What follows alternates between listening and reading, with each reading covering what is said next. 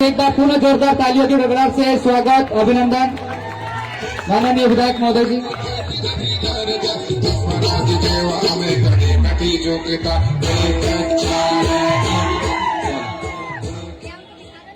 सभी साथियों को जोहार, जिंदाबाद।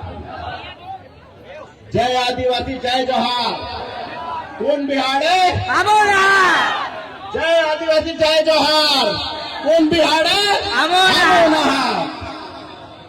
साथियों, 9 अगस्त सभी युवा आए, सभी का बहुत बहुत स्वागत और सभी को 9 अगस्त आदिवासी दिवस की हार्दिक हार्दिक शुभकामनाएं। आज हम इतने युवा यहाँ पर आए, हमारे समाज की ताकत को बढ़ाने के लिए आए हैं। आप लोगों से मैं एक ही बात बोलूंगा कि यहाँ से जाने के बाद में ये जोश जो आज नाचने में अपन ने पूरी ताकत लगा दी है, ये जोश हमारे समाज को बचाने के लिए आने वाले समय में आपको भी लगाना पड़ेगी। हमारे समाज रात दिन मेहनत करने के बाद में भी अगर हमारे दिन नहीं पलट रहे तो कहीं ना कहीं हमारी थोड़ी सी कमी रही होगी। वो ये कमी है कि शिक्षा, हमारे लड़के जितने भी आए अच्छी स्कूलों में पढ़ाई नहीं होने की वजह से बेचारे बेरोजगार होकर घूम रहे हैं और जो जैसे तैसे माँ बाप ने उनकी व्यवस्था करके पढ़ा के आगे भेजा है वो पढ़ लिख के भी आज बेरोजगार है।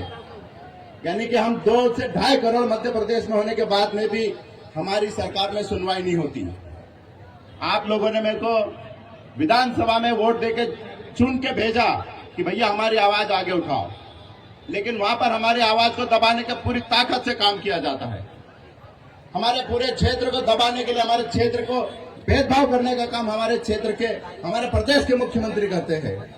हमारे पड़ोस में विधानसभा है, वहां पर 15 करोड़ अलग से बजट देके वहां के लोगों का काम कराने की बात करते हैं और हम दूसरी पार्टियां समर्थित दूसरे लोग हैं, इसलिए हमारे को पैसा नहीं देकर काम करने से रोका जाता है। आप लोगों से मैं यहाँ पर आया हूँ आज एक वचन लेके जाना कि हमारे क्षेत्र में, हमारे प्रदेश में, हमारे देश में ऐसे राजनेता होना चाहिए जो पूरी ताकत के साथ में आदिवासियों की बात कर सके। सब आते हैं, सब अलग अलग बात बोलते हैं, लेकिन आदिवासियों पे जो परेशानी आती है, जैसे ख्यूनी में भी हमारे आदिवासी समाज के घर के लोगों को बड़ी बरसात में उजाड़ दिया, लेकिन कोई एक बड़ा नेता वहां पर जाके हमारे समाज की बात करने के लिए तैयार नहीं हुआ। क्यों नहीं हुआ? क्या हमको क्या जीने का अधिकार नहीं है?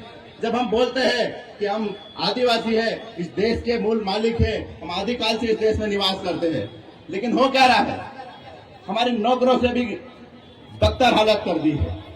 तो आप लोगों को नाचने के साथ में, गाने के साथ में, धूम मचाने के साथ में हमारी समाज की आवाज को भी मजबूत करने के लिए जिस प्रकार का आज जोश यहाँ दिखाया है, वैसा ही जोश पूरे समय दिखाना है। आने वाले समय में हमारी पहाड़ जाने वाले हैं, जंगल जाने वाले हैं, नदी जाने वाली है, इसको बचाएंगे कैसे?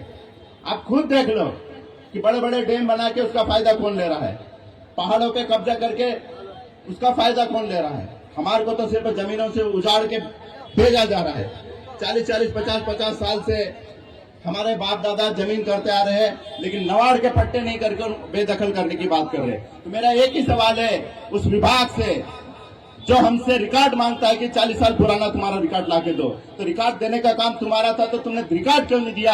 आने वाले समय हमारे को ये बात करनी पड़ेगी। आप लोग किसी भी कीमत में, आपको किसी से भी गलत चीज को छोड़ के किसी से डरने की जरूरत नहीं हो। मैं आपका भाई हूँ, हमेशा साथ रहूंगा, लेकिन अपने को हर चीज में संवैधानिक दायरे में आके अपने को संवैधानिक दायरे में आके अपने को अपनी लड़ाई लड़नी पड़ेगी।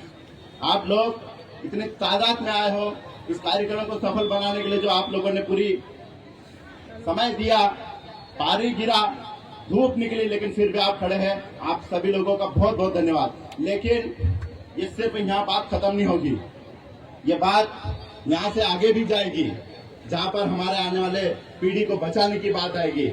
हमारे बाप दादा ने जो जंगल जमीन हमारे लिए खेत बचा के रखे, उसको बचाने की बात आएगी। तो आप लोगों को इसी प्रकार के हमारे साथ में मिलकर लड़ने के लिए तैयार रहना। आप आए, आपका बहुत बहुत धन्यवाद। अभी